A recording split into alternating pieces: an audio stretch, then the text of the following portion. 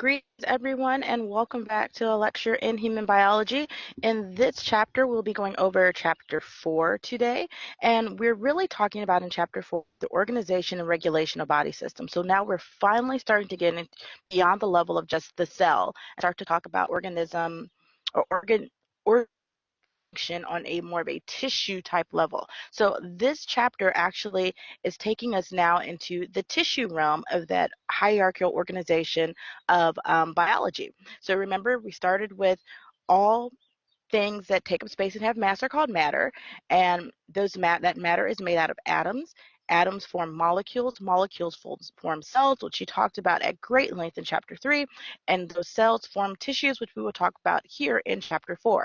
And then the remainder of the chapters that we discuss will be various different organ systems, one of the 11 organ systems that is found in the human body. So you can really see how all of this stuff is connected and tied together, and how it's meant to flow and give you a better understanding and a bigger picture of how amazing and awesome your body is and how complex and efficient it works as well.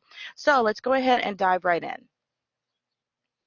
So tissues. Cells make up tissues. So the definition of a tissue, a collection of cells with the same type that perform a common function.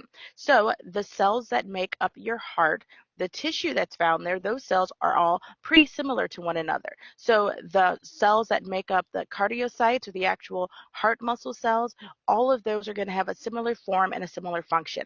In chapter 3, you remember when we talked about how different types of cells have different parts to them, that not all cells have all the same structures to them all the time. Now, for those cells that are in a tissue, those cells are all going to have a very similar type to them and perform a common function to help that tissue form this organ.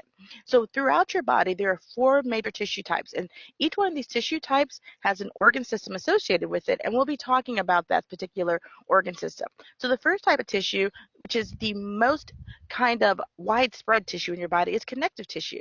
And we're going to talk specifically about connective tissue in this chapter. So connective tissue's job is to bind and support the body parts. So underneath your skin, you have connective tissue.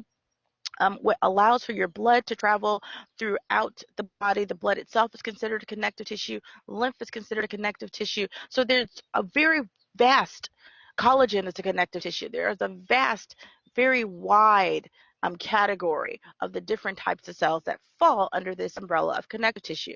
The next major tissue type in your body is muscle tissue. You have 3 different types of muscle. Skeletal, under voluntary control, which means you can think about moving it. You also have cardiac muscle, which is only found in your heart, and you have smooth muscle. Smooth muscle is going to be found on the inside of your organs, and it helps to move things along, and you don't consciously think about your smooth muscle. So places you'd find smooth muscle would be in your digestive tract, your respiratory tract, and your reproductive area. And we'll talk about some other places that you'll find smooth muscle as well. That third tissue type is nervous tissue, which job is to conduct nerve impulses. The only place that we will find nervous tissue is in the nervous system. And then finally, we have epithelial tissues, which job is to cover body surfaces and line body cavities. We'll talk extensively about connective epithelial tissues in this chapter as well, along with those connective tissues. So connective tissue, the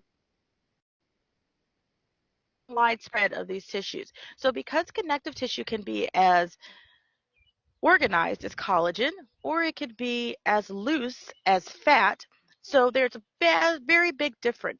There's a wide gap between fat and collagen and the way that they form and the way that they function. So what we're going to do is that we're going to talk about how these connective tissues are alike first. So for all connective tissues, they have 3 main components: specialized cells. So there are going to be some sort of specialized cell that has a specialized job in that particular connective tissue. So all connective tissue have specialized cells, but they don't all have the same specialized cells, if that makes any sense.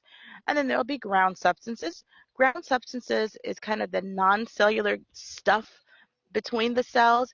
It can be very solid, like the ground substances of bone, or it can be very fluid, like the ground substances of blood.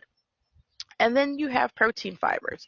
Protein fibers are going to be kind of like ground substances. There could be lots and lots of one type of protein fiber, and then there could be very little of a certain protein fiber there. But the 3 main components that all connective tissues share is that they are specialized cells, ground substances, and protein fibers.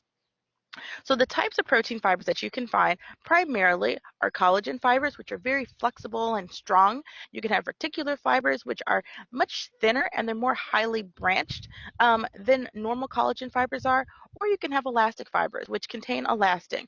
And elastin's job is to stretch and take a lot of stretching, and be able to recoil back to its original shape. Whereas collagen fibers, they take some stretching, but they don't recoil back as easily. They're just meant to be super, super strong. So the three main types, I should say, of connective tissue are fibrous, supportive, and fluid connective tissue. So there's really only two types of fluid connective tissue, and that's your blood and your lymph. You have supportive connective tissue, such as your bone is supportive connective tissue, and then you have fibrous connective tissue, and that fibrous connective tissue's main job is to kind of connect and bind properties together. So you have two different categories of fibrous connective tissue, which we'll talk about in just a moment. So first we're going to look at sort of this artist rendition of the components of connective tissue. So with this picture, we're kind of looking at quite a few different things in here, and that's kind of what you get with connective tissue. Some of it is really just sort of a hodgepodge, if you will, of various different cells and various different types of cells working together. So that's why connective tissue is such a vast, broad category. There isn't just one type of cell that fits into this category, connective tissue. So we have adipose cells. Here, the job is to store fat, ground substances which fill the spaces between the cells and fibers, elastic fibers, these really thin purple ones here. Remember, their job is to stretch and then they can recoil. We have blood vessels here because remember, blood is a type of connective tissue. That's the category. Immune response, so white blood cells, reticular fibers, which help to support the framework, fibroblasts, which give rise to various different fibers such as fibrinogen. We have collagen, and we even have stem cells, and in the stem cells, they can actually divide to produce different types of cells. So you can have these mesenchymal stem cells that can give rise to fat cells, they can give rise to white blood cells, various different types of cells it can give rise to. So it's kind of a blank slate in what it can become. So fibrous tissue, connective tissue comes in, remember we talked about those three different types, fibrous, structural, and fluid. Fibrous connective tissue comes in two forms. It can be very loose or it can be very dense. So loose connective tissue, a great example of that would be adipose tissue. So areolar tissue, which we find underneath the surface of the skin, reticular tissue, which we find in your liver, and adipose tissue, which, well, adipose is just a fancy name for fat. We pretty find it anywhere you have fat in your body. Those would all be considered loose fibrous connective tissue. Dense fibrous connective tissue doesn't have such an open framework. So if you think about fat and you think about how it's very loose and has a lot of ground substances that are much more fluid in nature, that it has a much more open framework, and you don't really envision a lot of structural organization to it. Whereas with dense connective tissue, you're going to find that in places like for your tendons, which connect the muscles to the bone, and the ligaments, which connect the bone to bone. They're going to be much more straightforward, much more rigid, less of an open framework, and that's in order for it to confer its strength and to confer its ability to resist pulling and stretching and falling apart. Whereas with adipose tissue, it can kind of be a little loosey-goosey and still be able to perform its function. Loose fibrous connective tissue supports epithelial and many internal organs, as we talked about. Adipose tissue or adipocytes are cells that are filled with liquid fat. Their basic job is for energy storage, insulation, and cushioning. We primarily find this loose connective tissue under the skin and around some organs.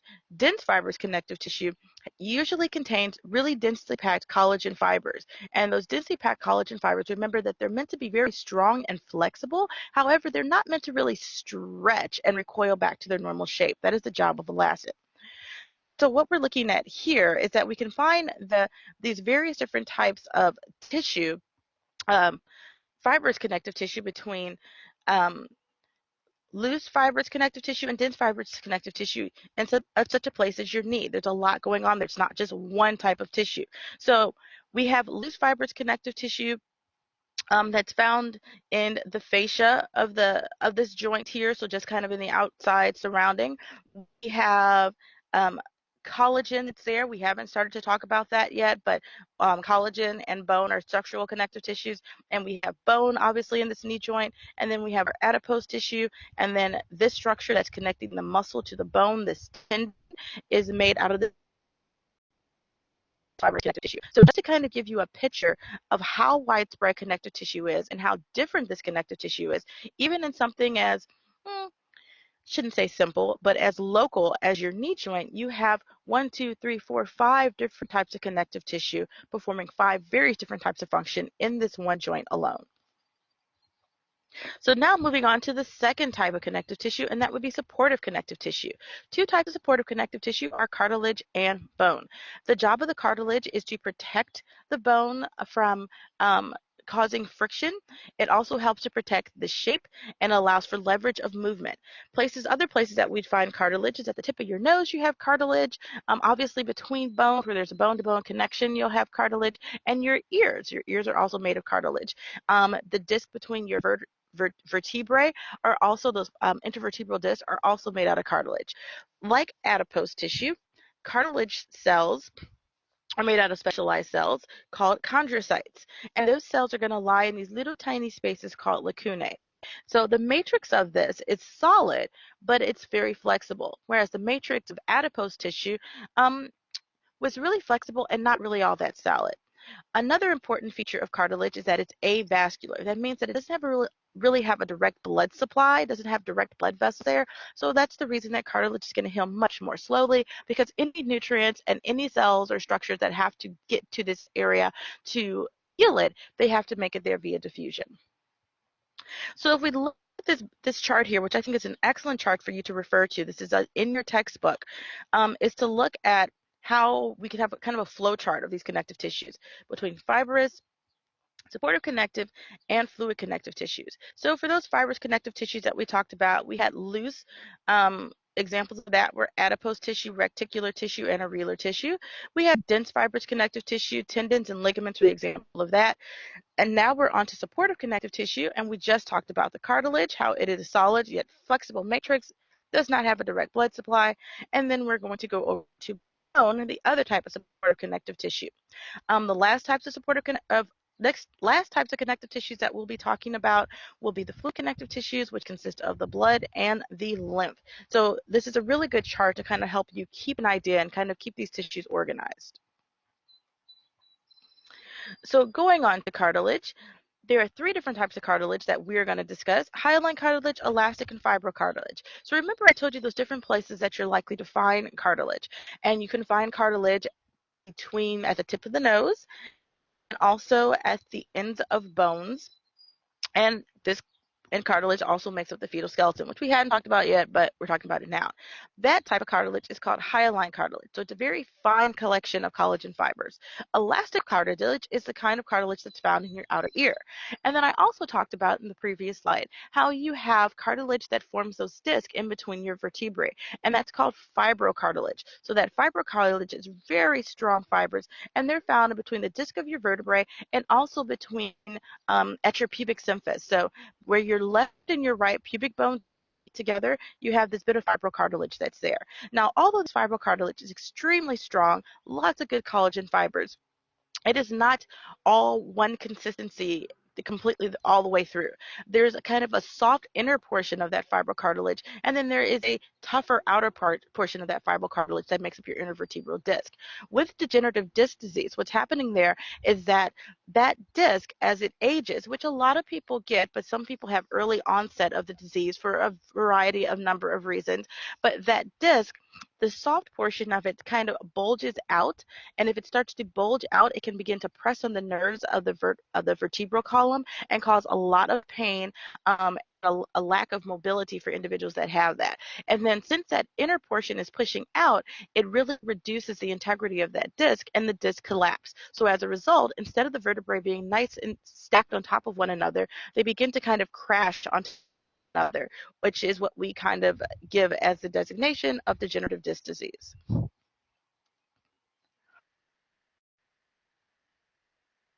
Moving on to bone, the second type of structure we'll connective tissue. Of all the connective tissue, it is the most rigid. You can probably imagine why. It's bone. The matrix is made up of collagen and calcium salts. Does not really have a fluid ground substance aspect to the tissue at all. And there are two different types of bone tissue that we have. Compact bone, which we find in all of your long bones. So think of the bones of your thighs, or those are all considered long bones. They have lots of compact tissue in them.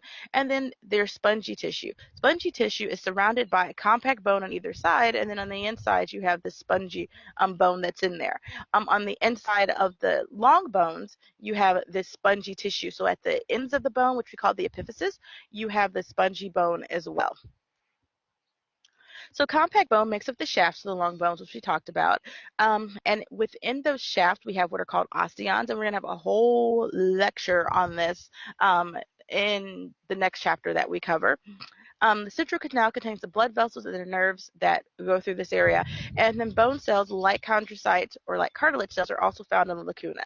Spongy bone we find at the ends of the long bone. It's much lighter than compact bone, but it is equally as strong. So for our final type of connective tissue here, we have fluid connective tissue, which consists of your blood and your lymph. Your blood is made out of 3 different formed elements. So there are 3 different types of specialized cells that are in this connective tissue. Erythrocytes, which we call red blood cells, they carry oxygen to and from your cells. White blood cells or leukocytes, their job is to fight infections. They have a role in the immune response. And then we have platelets, which are fragments of cells, and their whole job is to help with blood clotting. Lymph is the second type of fluid connective tissue, and it is the excess fluid that comes from the other parts of your body, and it helps to maintain the volume of fluid in your circulatory system and the volume of fluid throughout your body, so you don't have swelling of fluid in different places.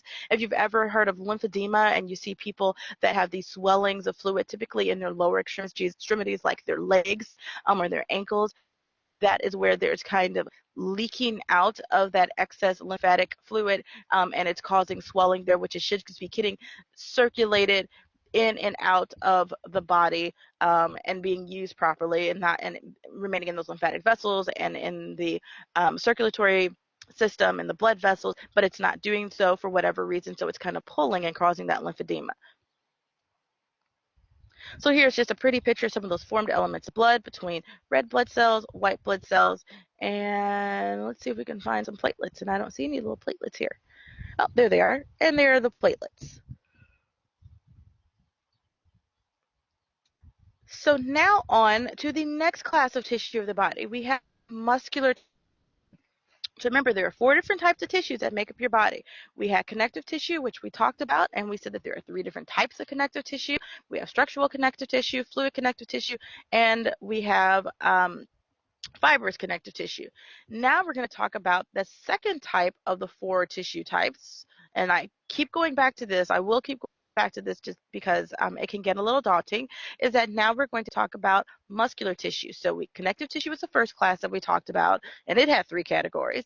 Muscular tissue was the second class we'll talk about, and it also has 3 categories. So muscular tissue's overall job, no matter what type of muscle tissue it is to contract. The specialized cells that make up muscular tissue are called muscle fibers, or we can say muscle cells. There are 3 different types of muscles: skeletal, smooth, and cardiac. Skeletal muscle, as you can probably imagine, is attached to your skeletal system. So this would be muscle that is connected to your bone. The way that it's connected to your bone is by way of the tendons. The whole job of skeletal muscle is to contract in order to actually move the skeleton. It is what we considered under voluntary control, which means that you think about moving your leg or raising your arm or scratching or typing, and the muscles will actually respond to that neural command that you send there. The way that those muscle fibers are structured is that some of them can be very long and actually run the entire length of the muscle. So while they are still microscopic, we would need a microscope in order to see that particular cell. It can be very long in length, and that's the result of what it needs to do. Muscle fibers have multiple nuclei, and it makes sense because they're very long in length and they have a really big job to do that, to do lots of contracting. So we want to make sure that we have lots of nuclei that can kind of receive that message and kind of program that cell to do what it needs to do. And they are striated, which means they kind of have a little striping to them. And those striations are directly related to the internal organization of that muscle cell between the actin and myosin fibers, which, like the skeletal system, we have an entire chapter devoted to. So here is a fancy picture of that. This is an actual electron micrograph picture of the striations. You can see the stripes on that skeletal muscle, and then these little dots that we find here, those are the nuclei. So multinucleated, striated are two hallmarks of skeletal muscle. Smooth muscle, on the other hand, does not have any striations. It's pictured quite like this, so there are no striations.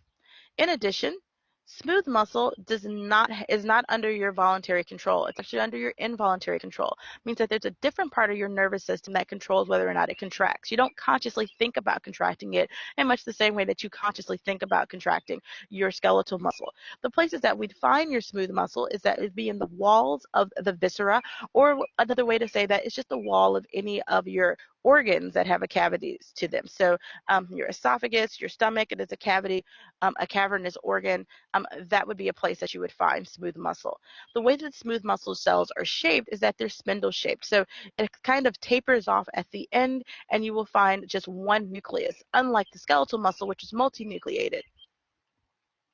So here we have a micrograph picture of some smooth muscle there. So the nucleus is much more of a flattened disc on the inside of it there, and then it kind of tapers out to the ends, and those are that's that spindle shape that we talked about. So found in walls of blood vessels, the walls of the digestive tract, any of the place of your body that would be considered a cavern. So like your stomach, your uterus, if you're lucky enough to have one, your bladder, the wall of your bladder is made out of smooth muscle as well. And then the final type of muscle that we'll talk about is cardiac muscle. The only place that you'll find cardiac muscle, who knew, in your heart. Like skeletal muscle, cardiac muscle is also striated, but like smooth muscle, it is under involuntary control, which means you consciously think about making your heart beat. And wow, can you imagine how daunting a task that would be to make sure that you thought about making your heart beat? That would be really stressful. Like smooth muscle, it has one nucleus, but very unique to only cardiac muscle. The cells are connected by what we call intercalated disc, and those intercalated discs have gap junctions that form between neighboring cardiac muscle cells, and that allows for them to the heart to beat succinctly with one another. And as we said before about skeletal muscle, we have an entire chapter that is dedicated to the cardiovascular system, and we will talk about the role of those intercalated discs a bit more then. So here's a picture of that cardiac muscle. Notice that you can see those striations like we saw in the skeletal muscle. There is our single nucleus per each cardiac muscle. These little tick lines, those are the intercalated discs that we talked about. And then the structural appearance of the cell itself is that it's much more branching. So unlike skeletal muscle that was very straight, cardiac muscle kind of branches off. And that's a really good way to be able to tell the difference between those two. So our third type of tissue, so just as a recap here, we talked about there are 4 different tissue types that make up the body. We have connective tissue, 3 different types of those, fibrous, structural, and we had fluid.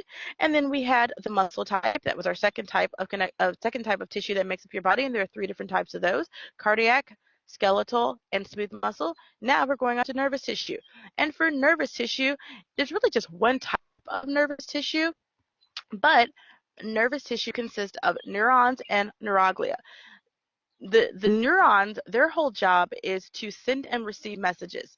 The neuroglia, or the neuralgia, their job is to support the neuron. So the primary functions of the nervous system itself is for sensory input, integration, and motor output. So getting information into the nervous system, making an understanding of what the appropriate response would be, and then coordinating the appropriate response out to have some motor input, which means if the stove is hot, you pull your hand away from the stove. So let's first just talk about the cells that make up the nervous system, and they have a neuron. Like the other things that we talked about, we will talk about all of these structures at length in another chapter. But just as an introduction, your neuron has three parts to it: the dendrite, the cell body, and the axon. Dendrites receive the message. Axons are going to send the message away.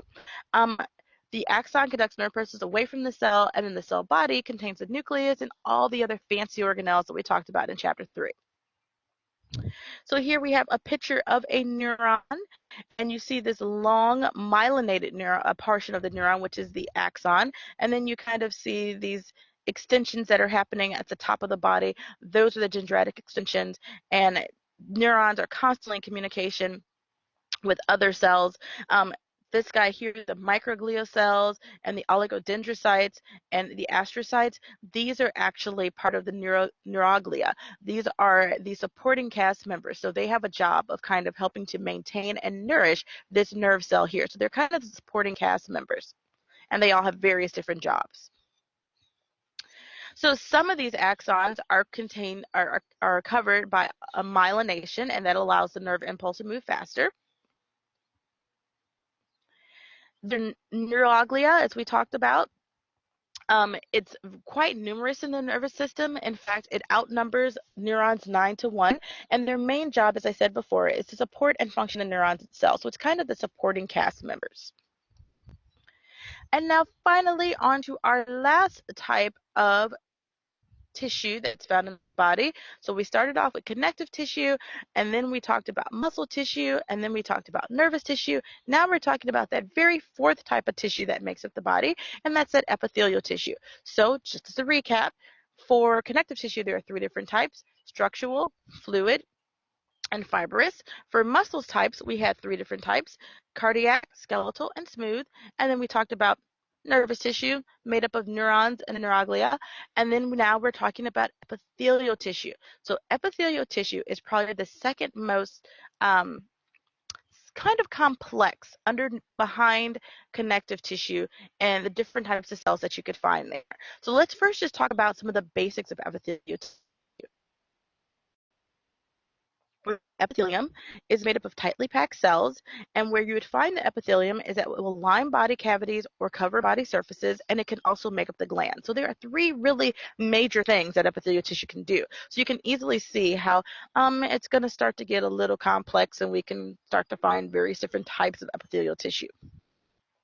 So it's anchored to the basement membrane on one side, and then the other side is free to be exposed to whatever it is it's going to be exposed to the inside of the cavity it's exposed to, or to the outside of the world, because your skin is a great example of an epithelial tissue. So the way that we kind of categorize these tissues, because we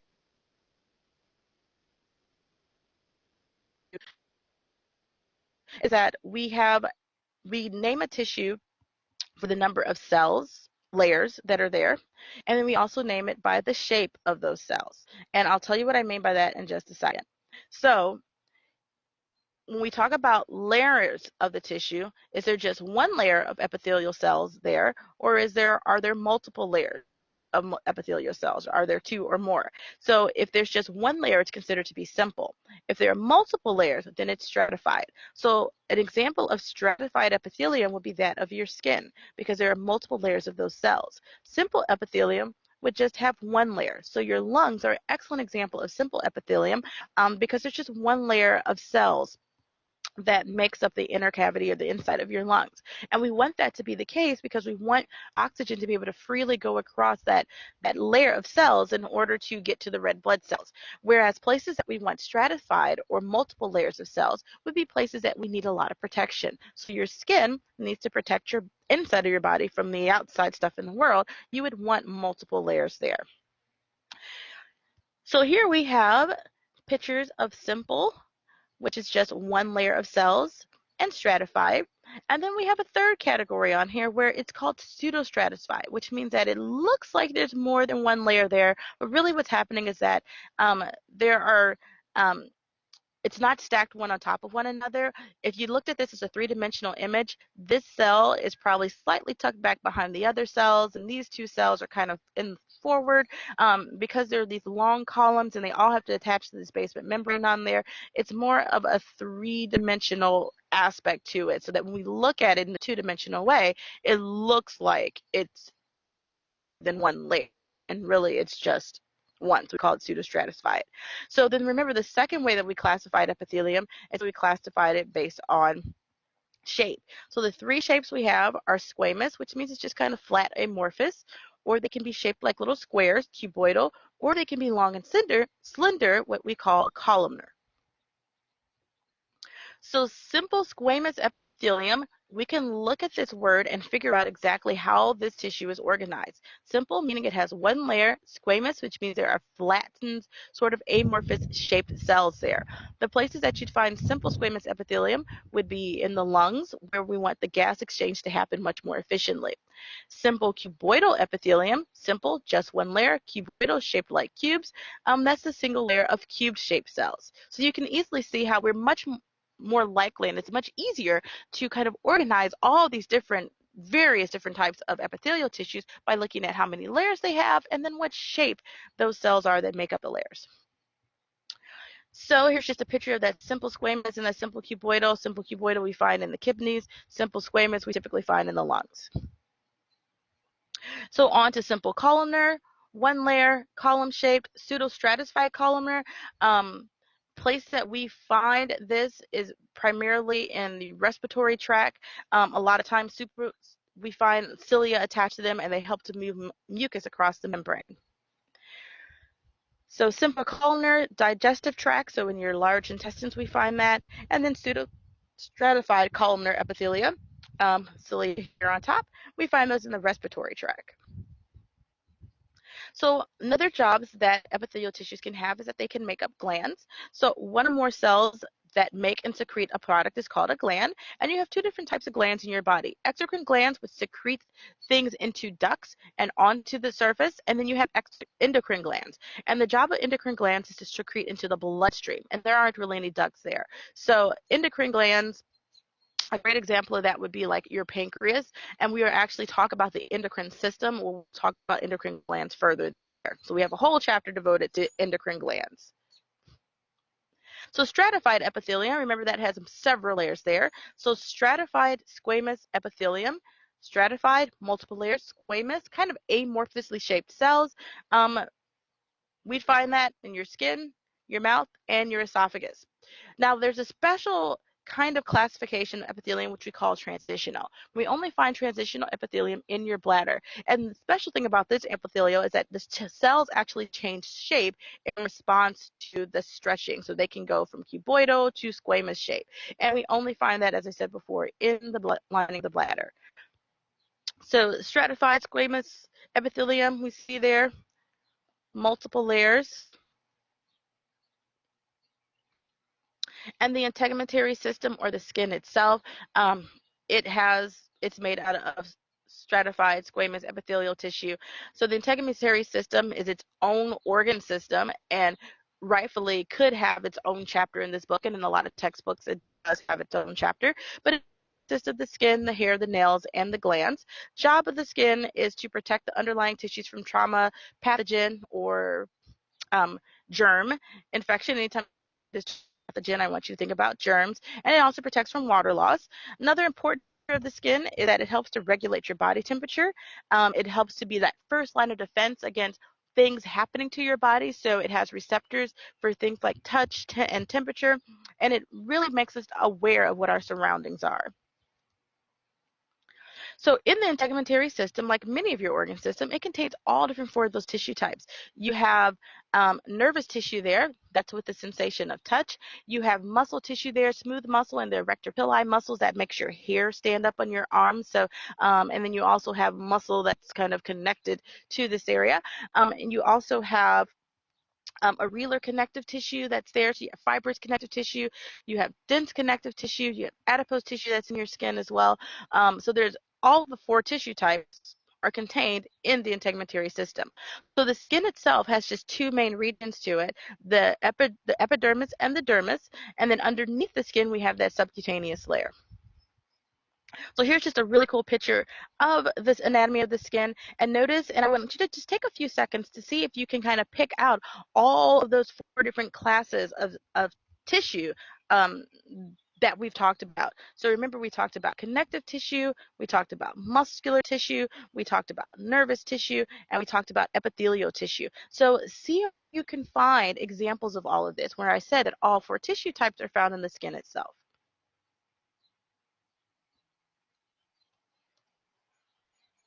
So the epidermis is the outermost layer of the skin made out of stratified epithelium. If an injury destroys the stem cells, then the skin will have to be replaced because at the very bottom of that layer of cells, you have these new stem cells that are constantly making new skin. And there are two ways that we can replace that. An autograft, which means that we'll transport skin from one area of body to another. Typically, burn victims lose the stem cells if the burn or neck deep, that we'd have to pull these tissues, these stem cell tissues from another skin, part of the skin from another part of the body, will be called an autograft. Or we can use an allograft, which is just skin from another person, and we can even grow skin in a lab. Keratinocytes are the upper layers of the epidermis, and they're filled with this really cool protein called keratin, which forms a waterproof barrier. Langerhans cells are a special type of white blood cells that we'd find to provide an immune response in the skins. And then melanocytes, their job is to produce melanin. The whole job of melanin is to protect from ultraviolet rays. Now, believe it or not, every single person on this planet, no matter how fair your complexion is or how dark your complexion is, we all have about the same number of melanocytes. The number of melanocytes does not dictate how darkly complected you will be. However, what does dictate how lightly complected or darkly complected you will be is how much melanin is produced by those melanocytes. So the amount of melanin that's produced, that is what's varied. And depending on what your genes say, whether or not your ancestors hail from an area where there's a lot of direct sunlight and you need a lot of UV protection, then your melanocytes will have the DNA instructions to make lots of melanin in order to protect it from those ultraviolet rays of the sun. If your ancestors hail from a place where there's not a whole lot of direct sunlight, then your body's DNA will not really command it to make as much melanin, so your skin complexion will be lighter. So case in point, my ancestors hail from places that are very near the equator. So I have ancestors that come from the Caribbeans and also from Africa. So there's a lot of direct sunlight that comes there. So it would behoove my ancestors to have the gene expression to express for lots of melanin to be made in our melanocytes so that we can have a nice dark, rich color in order to protect us from those ultraviolet rays. Now, keep in mind, even though you may be darkly complected, like I'm pretty darkly complected, you still want to wear sunblock because those ultraviolet rays can still damage. It's just it may take a little bit more, but they can still cause damage. So that's why it's still important to wear sunblock, because even though that's the job of melanin, you still need to protect your skin, whether you're very darkly complected or very lightly complected. Now, if your ancestors hail from some place that's kind of far away from the equator where it doesn't have a lot of direct sunlight, like let's say Norway, then your cells don't really need to make as much melanin because they don't have as much direct sunlight for such a long period out the year. So really cool, interesting fact about in there. So other things that contribute to skin color are keratin and hemoglobin. Um, Epidermal cells help to produce vitamin D when you're exposed to sun rays. Vitamin D you can get that from your diet. So a lot of our milk and orange juice is fortified with vitamin D, but more importantly, your body can actually make it. Vitamin D is super important because it helps to regulate calcium and phosphorus levels in your body, which your bones will need. And if you have vitamin D deficiency, you can end up with a condition called rickets. And we'll talk about that in greater length in the skeletal chapter. Dermis is a thick inner layer of skin made out of this dense fibrous connective tissue, contains collagen and elastic fibers, blood vessels, sensory receptors. It's underneath the epidermis. And then that subcutaneous layer, which we really don't consider it part of the skin, it's really just composed of loose connective tissue, mainly fat, and it stores energy and insulates as well as protects. So this last little bit here is that where we're going to talk about organ system, body cavities, and body membranes. Just a little bit of a definition here. Organs are groups of tissue that perform a similar function, and organ systems are groups of organs with a similar function. And from the remainder of the lecture notes that we have here, we're going to be talking about specific organ systems. So here are those 11 organ systems that we are going to talk about. We've already talked about the integumentary system, but we'll talk about cardiovascular, lymphatic, digestive, respiratory, urinary, skeletal, muscular, nervous, endocrine, and the reproductive systems throughout this semester. So body cavities are just going areas in which these organ systems or organs can be found. You have two major classes of these body cavities. You have your dorsal cavity, which are things that are in the back. So your cranial cavity and your vertebral cavity make up dorsal cavities. And then you have your ventral body cavity, which contains your thoracic, abdominal, and pelvic region. They're all nicely color coordinated, which they aren't in real life. Looking at these ventral cavities, specifications here, we have the pleural cavity, which houses the lungs. We have the pericardium, which houses the heart, which you can probably tell there. And both of these, the pleural and the pericardium, are found in the thoracic cavity. The peritoneum is what surrounds the abdominal cavity there, and that contains the digestive system, organs, and various other organs that are there as well. In the pelvic cavity, we have the reproductive structures and a few very other types of organs. Body membranes are in lining cavities and internal spaces that have tubes that open to the outside. So there are 4 different types of membranes we have: mucus, serous, synovial, and Meininges. Mucus membranes are always going to lead to an exit outside the body. Serous membranes are going to line internal cavities. There's no exit outside the body. Synovial membranes will be in joints, and then the Meininges are going to cover the nervous system. So as I said before, mucous membranes are going to go to exits out of the body, so places like digestive, respiratory, urinary, and reproductive system. The epithelial cells will release mucus secretions in order to protect those cells.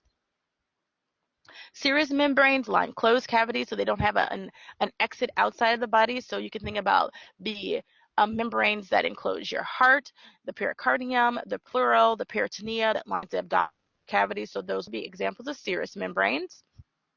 Synovial membranes are found in freely movable joints, so think about your shoulder and your knees.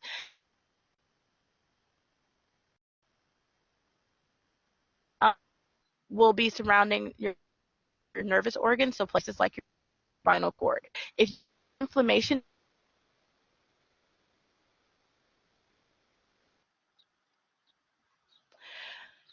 So last little portion here is about how we regulate all of these organ systems working together, and that is homeostasis. Homeostasis is defined as maintaining a relatively stable internal environment.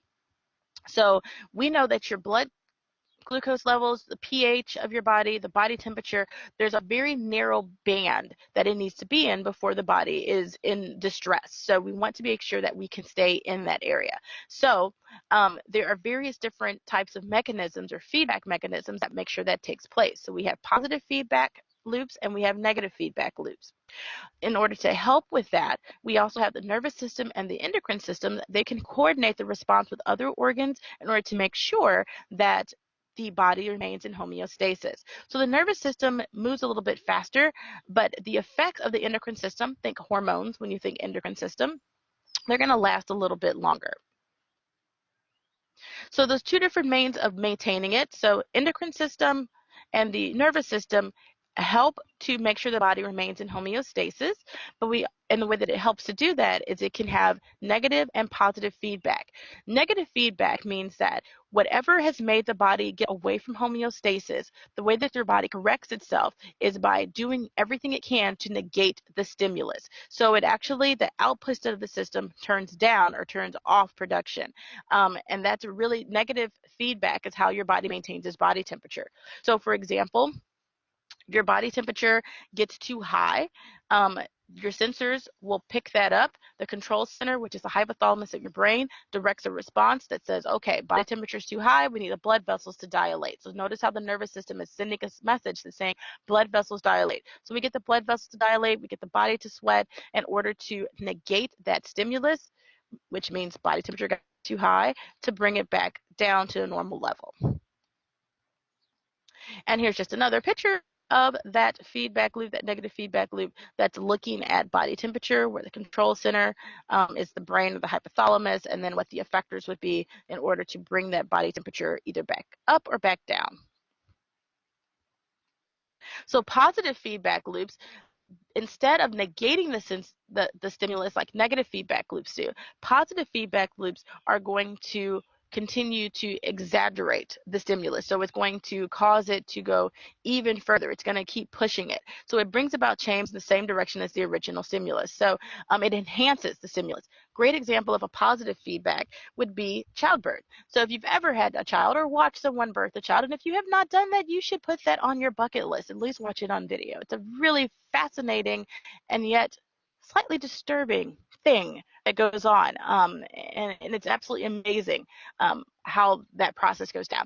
But when a baby is ready to be born, it will release a hormone that causes the uterus to contract. When that uterus contracts, then it sends a message to the brain to release more oxytocin, which causes the uterus to contract even more. So we keep having, and then the more that baby is squeezed there, the more that it's going to trigger the body to release more oxytocin. So the contractions get, and the more oxytocin, the higher the contractions. The more contractions, the more oxytocin release. So we keep having this kind of cycle continue. So release oxytocin, bigger contractions, and then that just culminates until we have a actual child or person being born.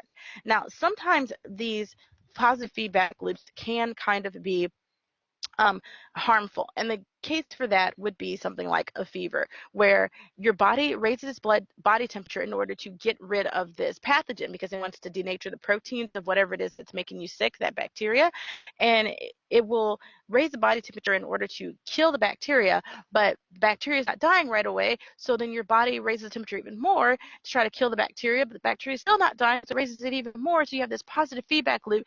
And not only now is that high temperature possibly damaging the bacteria, but it's also damaging your own cells as well. So that's why, even though a fever's got a good role to it, what it's trying to do is cool, sometimes if left unchecked, it can be detrimental to the body. All right, so this was kind of a long chapter. Thank you for sticking with me through this, and I will see you all in the next chapter that we cover. I know in your textbook is going to look like we're going totally out of order, but I put the chapters out there in the same way that you would cover them in anatomy and physiology at St. Louis Community College. So the next chapter that is in our playlist will be chapter 12, the skeletal system. However, if you want to continue to follow along in the same way that it is listed in the book, you're more than welcome to do so. And find the remainder chapters. But the way that I have the chapters that we're going to cover and the way that they're presented for my class in human biology at St. Louis Community College is that I put them in the same order that we'll be covering them in anatomy and physiology.